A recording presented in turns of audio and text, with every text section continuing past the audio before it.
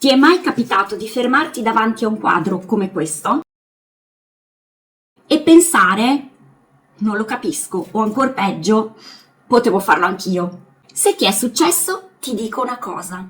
Quella reazione non parla del quadro, ma parla di come funziona il tuo cervello. E nei prossimi minuti ti spiego esattamente il perché succede e come cambia tutto una volta che lo sai. Partiamo da una cosa molto semplice. Quando guardi un quadro con un volto, un paesaggio, un oggetto, il tuo cervello lo riconosce in un istante. È velocissimo, quasi automatico, perché nel cervello ci sono aree volte e dedicate proprio al riconoscimento di volti, paesaggi e oggetti.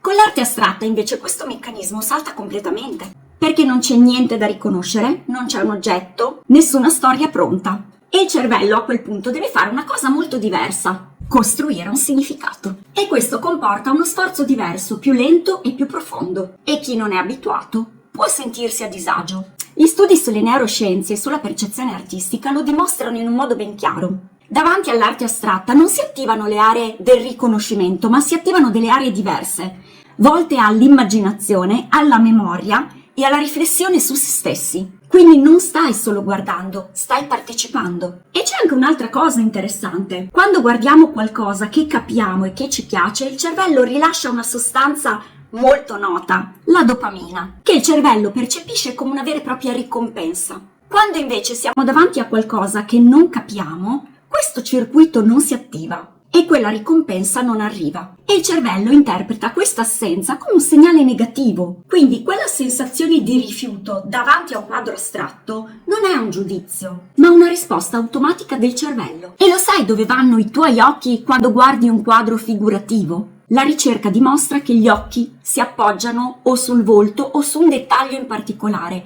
e ignorano praticamente tutto il resto. Davanti a un'opera astratta invece succede il contrario. Gli occhi si muovono su tutta la superficie lentamente, senza una direzione fissa. E questo è un modo di guardare più attivo e più libero. Ma se non sei abituato, quella mancanza di un punto di arrivo crea un senso di perdita. Ed ecco una cosa che invece cambia tutto. In uno studio hanno mostrato le stesse opere astratte a 3 gruppi di persone. Il primo gruppo nessuna formazione, il secondo gruppo aveva ricevuto una formazione di 30 minuti sul contesto storico e tecnico, il terzo gruppo era formato da esperti d'arte. Risultato? Che il secondo gruppo, quello con 30 minuti di formazione, trovava le opere molto più belle e interessanti rispetto al primo gruppo. Quindi non serve essere esperti o aver studiato per anni, ma basta avere un punto di partenza. È un po' come la musica jazz. La prima volta sembra caos, poi inizi a sentirne la struttura, il ritmo e il dialogo tra gli strumenti. E da quel momento in poi non lo senti più come prima. E c'è un esperimento di una famosissima università americana che io trovo straordinario. Hanno mostrato a persone opere di artisti professionali mischiate con opere fatte da animali e da bambini. E hanno chiesto alle persone di distinguerle. E il risultato è così eclatante che supera ogni ipotesi di casualità, perché le persone riconoscevano le opere professionali 2 volte su 3. E questo è successo anche quando le persone erano bambini. E questo non era dato dalla complessità o dalla tecnica visiva, ma è dato dall'aver percepito un'intenzione. Le persone guardando quelle opere capivano che c'era qualcuno dietro che stava cercando qualcosa e questo cambiava completamente quello che stavano vedendo. E sai che cosa significa per un artista astratto?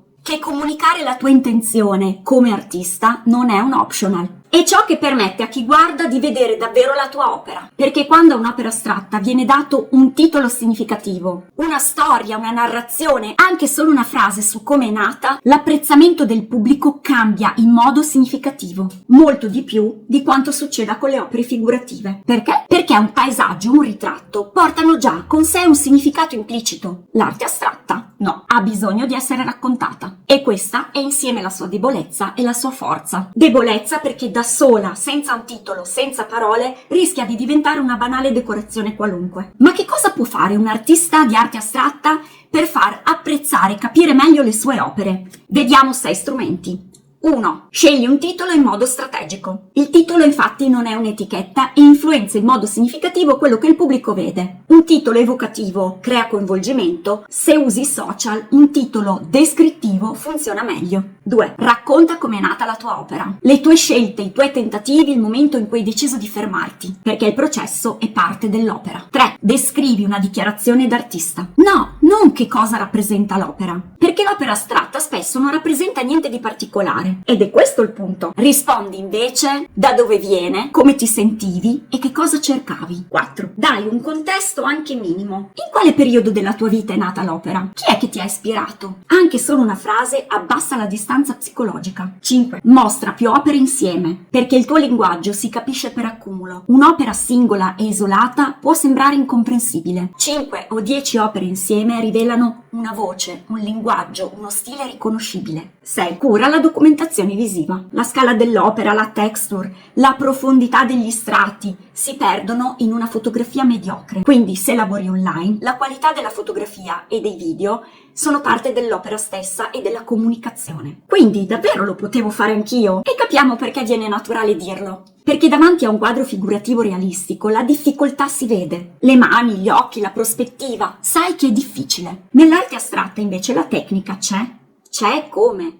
Ma non è immediato vederla, perché sta nell'equilibrio dei colori, nella tensione delle forme, nel dialogo tra uno strato e quello sotto, nella scelta di quando fermarsi, che tra l'altro spesso è la più difficile, perché il cervello classifica quello che vede in pochissimi millisecondi. Per analizzare stile, composizione e linguaggio visivo ci vuole un tempo di elaborazione diverso e chi non l'ha sviluppata, quella tecnica semplicemente non la vede. Quindi quella frase del "potevo farlo anch'io" non descrive l'opera, ma descrive l'assenza degli strumenti per vederla. E nella fluid art, la fluid art è arte astratta e non ti dà un'immagine da riconoscere, ma ti dà movimento, colore che scorre e forme che nascono. E sai perché ti cattura? Perché quelle forme il tuo cervello in un certo senso le conosce già, perché le ha viste nell'acqua, nelle nuvole, nella materia, nella natura. È un linguaggio che non devi imparare perché è già dentro di te. Ma c'è qualcosa che sembra semplice e che non lo è, perché sembra che il colore faccia tutto da solo. Non è così. Ogni pigmento reagisce in modo diverso e ogni movimento cambia completamente il risultato. Quindi serve conoscenza, tecnica e tanta esperienza. Provalo davvero almeno una volta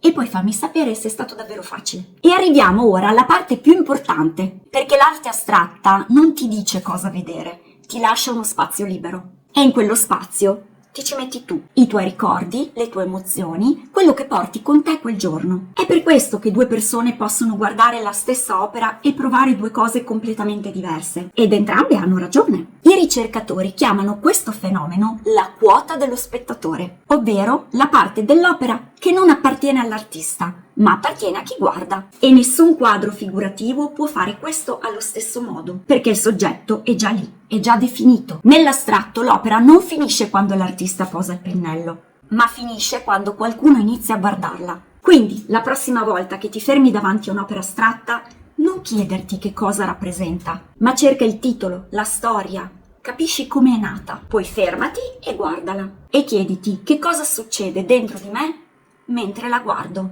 perché quella risposta è solo tua, non la troverai da nessun'altra parte. E forse è proprio questo il valore più grande dell'arte astratta, perché non ti dice chi sei, ma ti dà lo spazio per scoprirlo. E tu lo sapevi il perché molte persone non capiscono l'arte astratta? Io spero che questo video ti sia stato utile. Se è così, ti chiedo di lasciare un like ed eventualmente dei punti hype. Lo trovi qua sotto e non costa nulla. Come al solito però, io ti aspetto col tuo feedback sotto nei commenti e ti do appuntamento alla prossima.